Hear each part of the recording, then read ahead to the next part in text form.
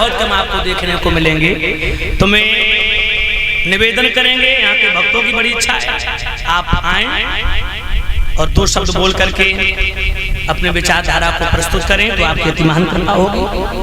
हाँ माता बहनों, भाई बंधु, पीछे भाई बंधु खड़े, बैठ जाएं आप लोग, बैठ जाएं भाई बंधु, किट्टू भाई, कार्यकर्ता लोग बैठ जाएं आप लोग इधर।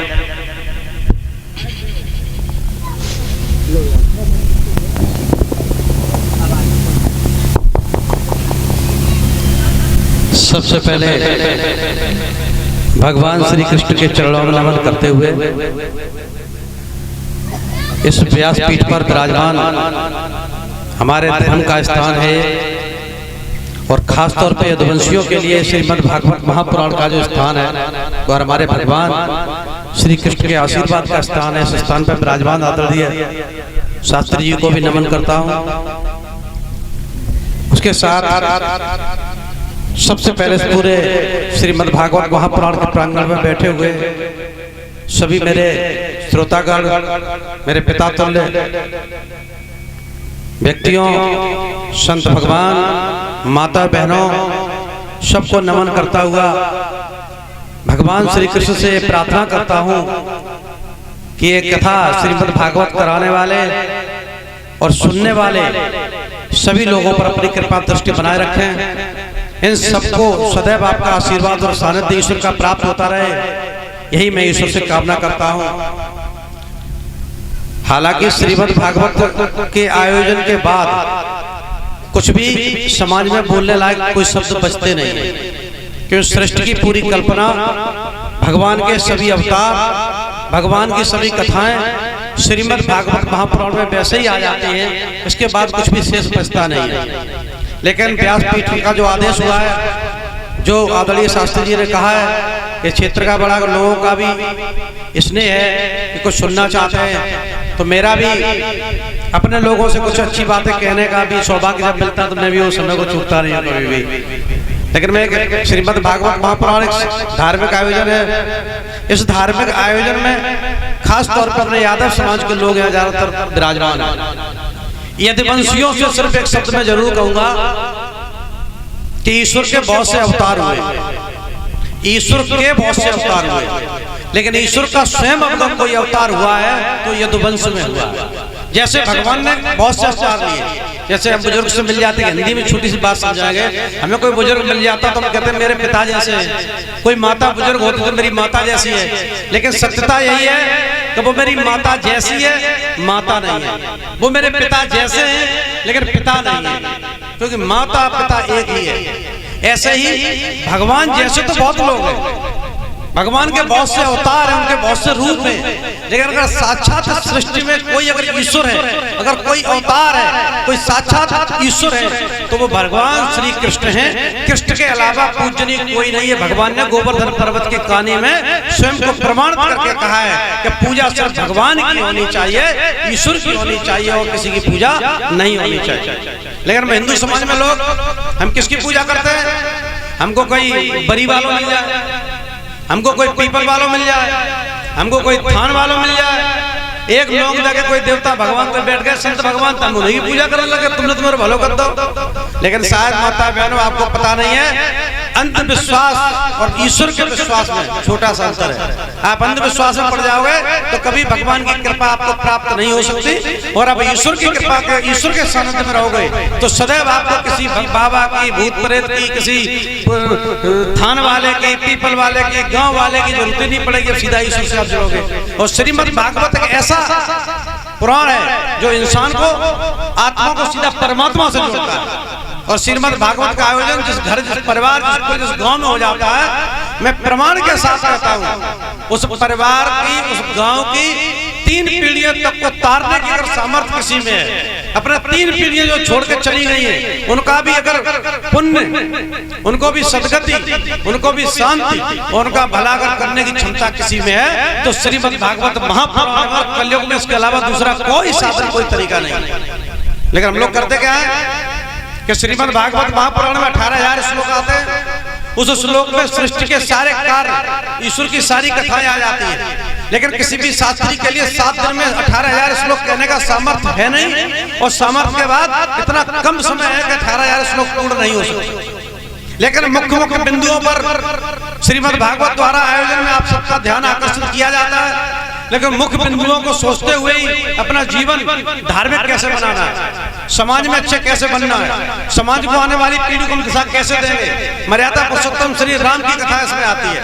मर्यादा पुरुषोत्तम श्री राम और कृष्ण एक ही है, बस रास्ता सबका अलग अलग है। सदैव मर्यादा पुरुषोत्तम भगवान राम ने मर्यादा निभाई, और कृष्ण ने धर्म युद्ध के लिए अगर यदुवंशियों का भी संहार कराना पड़ा तो भगवान ने धर्म की रक्षा के लिए अपने यदुवंशी, अपने परिवार के लोगों का भी समाधान कर डाला।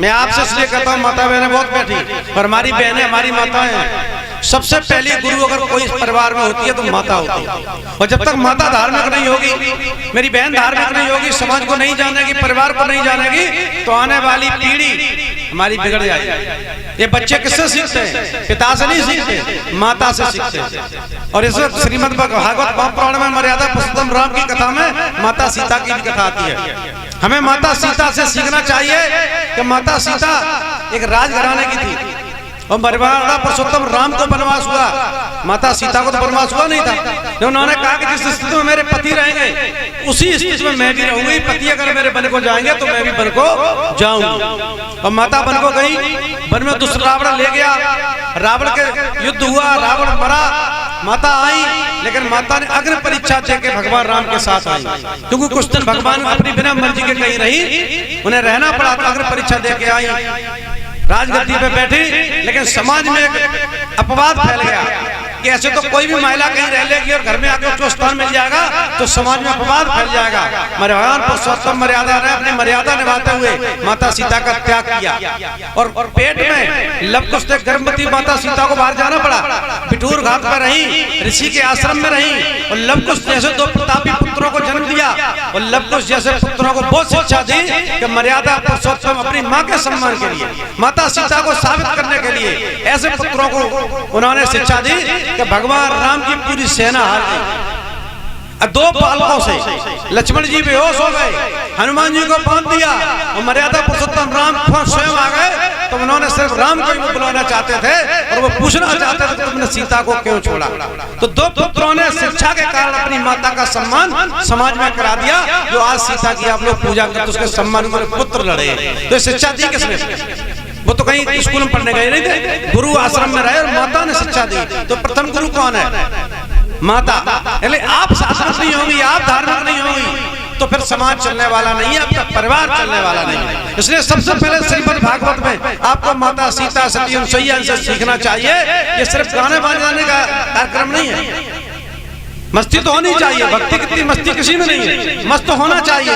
लेकिन उसके बाद श्रीमद् भागवत में माता बहन इतनी बैठी, एक अपनी गलत आदत, कोई न कोई एक गलत आदत छोड़ना, और भगवान के सानिध्य में रहना, ईश्वर के सानिध्य में रहना। इस भागवत से आपको सीखेंगी तो ही भागवत सुनने का आपको भी कुछ फल मिलेगा, और शास्त्री जी के कहने का भी कुछ असर पड़ेगा। जिनने भागवत कराई उसको भी आशीर्वाद मिलेगा। मेरा आप सबसे यही निवेदन है, और ईश्वर की पूजा करना सीख जाइए। भगवान से जाके मत कहिए हे प्रभु मेरे लड़का की नौकरी लग गया, तुम 1 कुंटल को भंडारों कर दिए। कहा तुम भगवान को दे रहे हो तो सब कुछ देने वाला है, 1 कुंटल खरीदो जा रहे। उसका सानिध्य में रहिए, भगवान से कहिए अपनी कृपा प्रतिष्ठ बनाए रखो, और ईश्वर के दर्शन करते रहिए। ईश्वर कुछ नहीं चाहता आपसे, आप धार्मिक बनी रहिए, सामाजिक बनी रहिए, भगवान के दिखाए कर्तव्यों पर कार्य चलिए, उनके दिखाए रास्ते पर चलिए, सबका भला करिए। जब आप सबका भला करेंगे तो ईश्वर आपका भला करेगा, ये प्रमाण के साथ कहता हूँ मैं। इसी के साथ मेरे नौजवान साथी बैठे, मेरे घर के हैं, मेरे भाई हैं, भतीजे हो गए। जब तक समाज का नौजवान धार्मिक नहीं होता, सिर्फ मौज मस्ती के लिए, मनोरंजन के लिए भागवत में बैठेंगे आप, तो आने वाला समय आपको त्याग छोड़ने वाला नहीं है। बुजुर्गों का सम्मान करना सीख जाइए, माता बहनों का सम्मान करना सीख जाइए। और जो नौजवान अपने माता पिता का सम्मान नहीं करता है, समाज उसका कभी सम्मान नहीं करता। इसलिए आदरणीय शास्त्री जी, मैं आपसे भी निवेदन करता हूँ कि श्रीमद् भागवत के 18,000 श्लोक पूर्ण नहीं हो सकते। हम भगवान के बताए हुए सारे कथा 7 दिन में 4-4, 5-5 घंटे कथा होती है, उसके 10% भी अंश पूरे नहीं कह सकते। लेकिन समाज जिससे चलता है, समाज में अपने धर्म के प्रति, अपने समाज के प्रति, अपने माता बहनों के प्रति, अपने धार्मिक होने के प्रति आप जितना प्रवचन कर सकते हैं, उनको जितना अच्छा कह सकते हैं, इतना अच्छा सत्संग कर सकते हैं, इतना करिए कि आपका भी नैतिक कर्तव्य है। भगवान ने आपको भी आशीर्वाद दिया है कि आप समाज को दिशा दे सके। इसलिए मेरा आपसे बहुत ही आग्रह है, हाथ जोड़ के आग्रह है कि मनोरंजन के साथ साथ इनको प्रवचन का और बताइए, क्योंकि जब तक संगत नहीं होगी, जब तक ये सत्संग में नहीं जाएंगे, जब तक भगवान का महत्व नहीं समझेंगे, ईश्वर क्या है नहीं समझेंगे, तब तक ये कभी धार्मिक नहीं हो सकते। और जब ये धार्मिक हो जाएंगे तो इनको किसी की भी बरगा नहीं सकता, तो समाज को दिशा मिलेगी।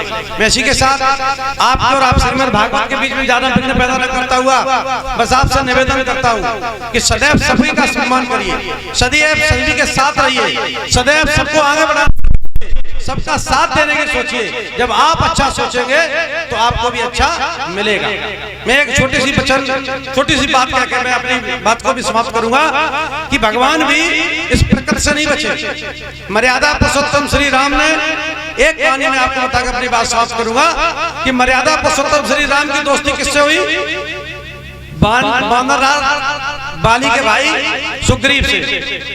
और सुग्रीव की लड़ाई में 2 भाइयों की लड़ाई थी। भगवान मर्यादा पुरुषोत्तम ने 2 भाइयों की लड़ाई में राजी-बाजी कराने का प्रयास नहीं किया। मैं भगवान पर कटाक्ष नहीं कर रहा, लेकिन उन्होंने कुछ न कुछ सिखाई दी है, कुछ न कुछ आपको दर्शन दिखाया, रास्ता दिखाया, इसलिए कथा मैं आपसे कह रहा हूँ। 2 भाइयों की लड़ाई में मर्यादा पुरुषोत्तम श्री राम ने भी राजी-बाजी का प्रयास नहीं किया। एक से कहा तुम लड़ जाओ और दूसरे से छुप के उसको मारा। जब वो मरा तो बाली ने कहा, बाली जानता था उसको भगवान के अलावा कोई मार नहीं सकता, तो बाली ने कहा कि मैं बैरी सुग्रीव प्यारा, अब कौन ना तुम्हें मारा। ये रामायण का प्रमाण है। बाली ने कहा कि ऐसा कौन सा अवसर मैंने कर दिया जो आपको सुग्रीव प्यारा हो गया, मैं प्यारा हो गया, जिससे आपने मुझे मारा। राम जी ने कहा कि अनुज बधू भगनी सुतनारी ने कुदृष्ट देखकर कोई ताय हमें कुछ पाप नहीं। अपने दोस्त की पत्नी को, मित्र की पत्नी को, अपनी पत्नी की माता को अपनी बहन और माता समान ही समझना चाहिए। इन पर कुदृष्ट रखने वालों को मार देने में कोई पाप नहीं है, इसलिए मैंने तुम्हें मार कर कोई पाप नहीं किया। तो विभीषण ने, बाली ने कहा कि पाप नहीं किया तो आपको सामने से मारना चाहिए, आप तो क्षत्रिय हो, तो पीछे से आपने मार दिया, ये तो आपने गलत किया।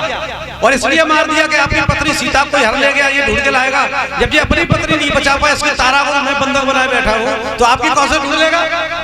जब बाली ने कहा तो राम जी ने भी कहा कि कहो बाली तो फिर जाऊं और पंपा पर का राज कराऊं, बताओ तुम्हारा जीवित कर दूं तुमको दोबारा। तो राम जी ने क्या कहा कि दोबारा जिंदा कर दूं। बाली ने क्या कहा? बाली का भी बाबा सुनने लायक है। बाली ने कहा नहीं प्रभु, जन्म जन्म हम जतन कराहा, अंत राम के हाथ न पावा। हम जीवन भर जतन करते, हम पूरे जीवन पूजा पाठ करते, तब भी मुझको मुक्ति भगवान के हाथों से नहीं मिलती। इसलिए अब मैं जिंदा नहीं रहना चाहता, मैं तो आपके लोक में जाऊंगा। और अपने पुत्र अंगद से कह गया इन्हीं के साथ रहना, ये भगवान है। आज के बेटा कोई अगर खत्म होता तो अपने बेटे से कहता बदला लेके जाना, लेकिन बाली जानता था ये भगवान, उन्होंने कहा इनके साथ रहना, और वो रहे। राम जी ने पूरा जीवन लगा दिया, गए चले, लेकिन राम जी से कहीं ना कहीं गलती हुई है।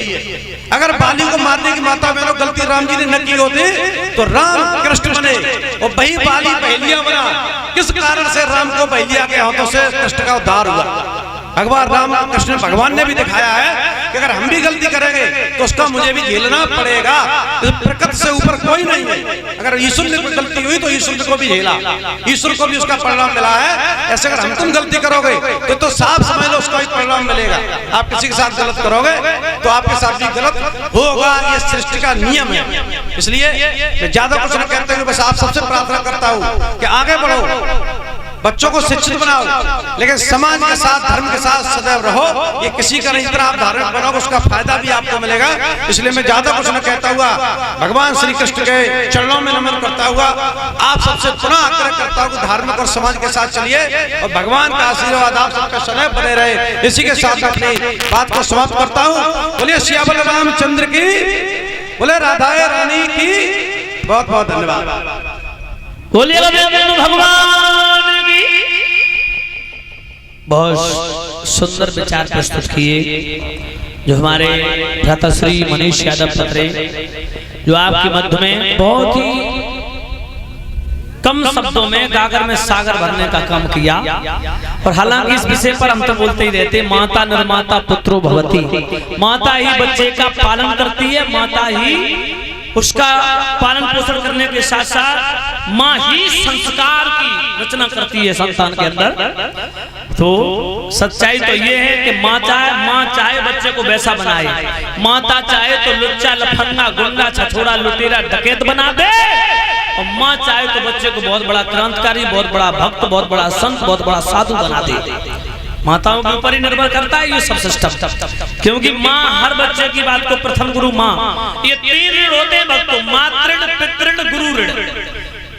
ये 3 ऋण कभी उतारे नहीं जा सकते, ये कभी ऋण चुकाए नहीं जा सकते। पहला ऋण होता है मातृ, दूसरा ऋण होता है